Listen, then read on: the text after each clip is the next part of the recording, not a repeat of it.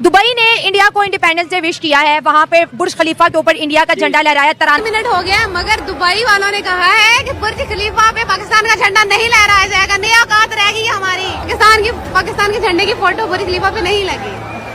कि बुर्ज खलीफा पे 14 अगस्त के हवाले से पाकिस्तान का फ्लैग डिस्प्ले नहीं किया गया, जबकि 15 अगस्त को आज की अगर बात करें इंडिया का फ्लैग प्रॉपर डिस्प्ले किया गया। पूरी दुनिया में ये बात जब पहुंची तो पाकिस्तानियों को बहुत शर्मिंदगी का सामना करना पड़ा। सारे जहां से अच्छा हिंदुस्तान हमारा हमारा। Everyone happy independence day. पाकिस्तानियों के लिए ना उन्होंने झंडा लहराया ना तराना बजा, सारे पाकिस्तानी खड़े होकर तमाशा है, पूरा दुबई हंसता। दुबई में शर्मसार हुआ है पाकिस्तान।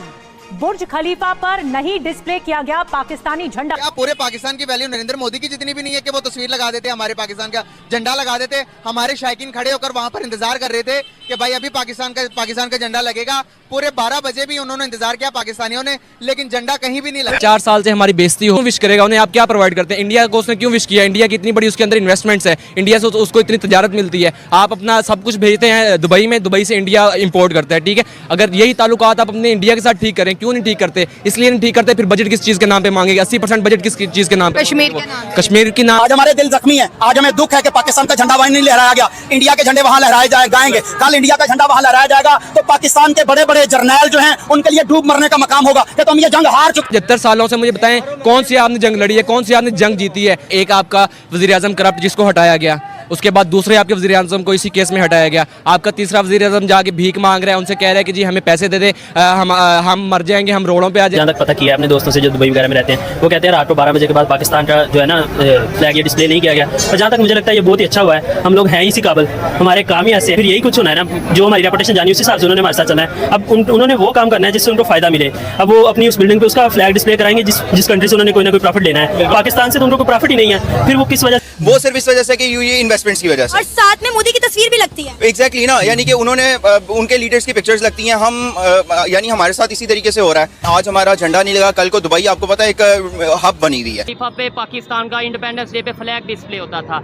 इस दफा लोग वहाँ पे इकट्ठे हुए हैं पाकिस्तानी के भाई फ्लैग डिस्प्ले होने लगा है, लेकिन उन्होंने डिस्प्ले नहीं किया। और 15 अगस्त को इंडिया का फ्लैग डिस्प्ले किया गया है। क्या कहेंगे इसके ऊपर आप? मैं ये कहना चाहता हूँ कि हमें अपने लोगों को आज़ाद रखने की कोशिश करनी चाहिए, उनको आज़ादी देनी चाहिए, बोलने का हक देना चाहिए, ठीक है। हम लोगों ने लोगों की ज़ुबान बंद कर दी है, लोगों से बोलने का हक छीन लिया है। जो बोलता है उसको जेल में डाल देते हैं। नहीं, क्या वजह? क्या वो गलत बोलता है या पाकिस्तान के अगेंस्ट बोलता है या पाकिस्तान की खराबी के लिए बोलता है? मैं तो ये समझता हूँ पाकिस्तान की बेहतरी के लिए बात की जाती है। कोई भी बंदा बात करता है वो पाकिस्तान की बेहतरी के लिए बात करता है। हम हार रोड के ताजर हैं, हम लोग भी पाकिस्तान की बेहतरी के लिए बात करते हैं, लेकिन अवाम की सुननी चाहिए। जब तक हम अवाम की नहीं सुनेंगे तब तक पाकिस्तान की कदर नहीं होगी। मैं दुबई में रह के आया हूँ, दुबई में लोग जिसको जानते हैं आप उसको जेल में डालते हैं। पूरी दुनिया जिसको जानती है हम लोग उसको जेल में डालते हैं और कहते हैं कि हमारी कदर करो।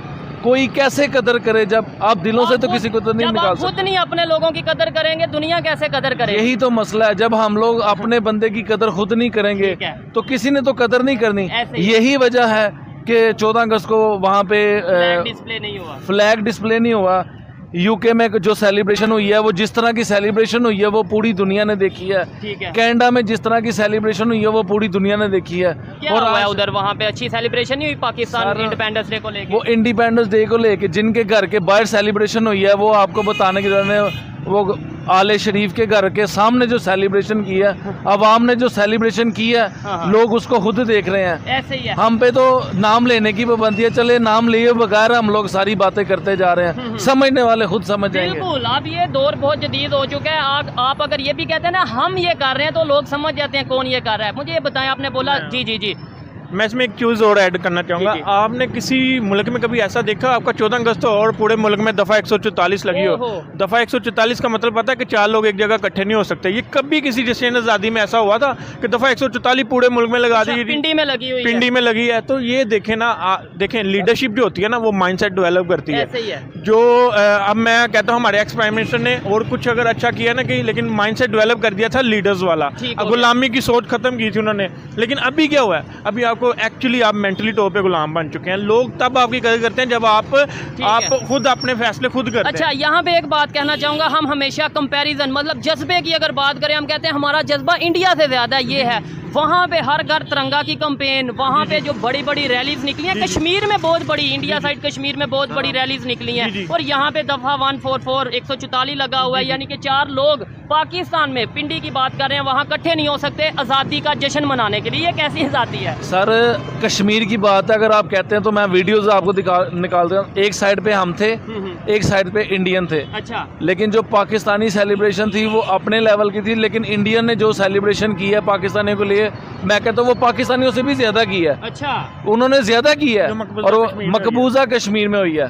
झंडा लगाने से इनकार कर दिया है। रात 12 बजे यूएई में रहने वाले तमाम पाकिस्तानी वहां पर जमा हुए इंतजार कर रहे थे कि अभी बुर्ज खलीफा को पाकिस्तान के झंडों के रंगों से रोशन किया जाएगा, लेकिन बुर्ज खलीफा ने ऐसा करने से इनकार कर दिया, जिस पर पाकिस्तानियों ने अपनी काफी ज्यादा इंसल्ट फील की और कहा ये औकात है हमारी।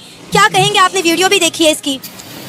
ये काफ़ी सरप्राइजिंग था क्योंकि आज से पहले ऐसा कभी नहीं हुआ, और हमेशा जब भी कोई इवेंट आता है तो ओबियसली पाकिस्तान में जितनी कम्युनिटी है बाहर ममालिक में, तो वो इस चीज़ को जोश व खरोश से एंजॉय करते हैं। मैं यही समझता हूँ कि ये हमारी जो पॉलिटिकल और फॉरेन पॉलिसी है उसका टोटल फेलियर है। हमारी जो पॉलिटिकल अनस्टेबिलिटी है कि हमारे जो हाई लीडरशिप है वो लोगों के साथ उस तरह टर्म रख ही नहीं सके, ना ही उनको मनवा सकें।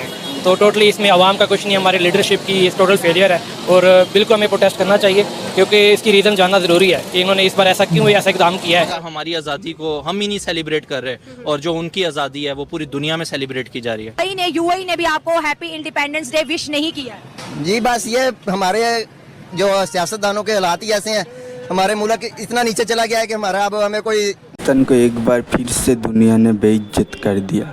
14 अगस्त पाकिस्तान का इंडिपेंडेंस डे था और 15 अगस्त को इंडिया का। बुर्ज खलीफा में इंडिया आया, लेकिन पाकिस्तानी पब्लिक वेट करता रहा, लेकिन पाकिस्तान का झंडा नहीं लहराया। तो पाकिस्तान शर्म के मारे डूब मार जा रहा है। पाकिस्तान मीडिया ये बोल रहा है कि हमारा वैल्यू नरेंद्र मोदी जैसा भी नहीं है, मतलब एक आदमी का वैल्यू जैसा एक पूरा कंट्री का भी वैल्यू नहीं है।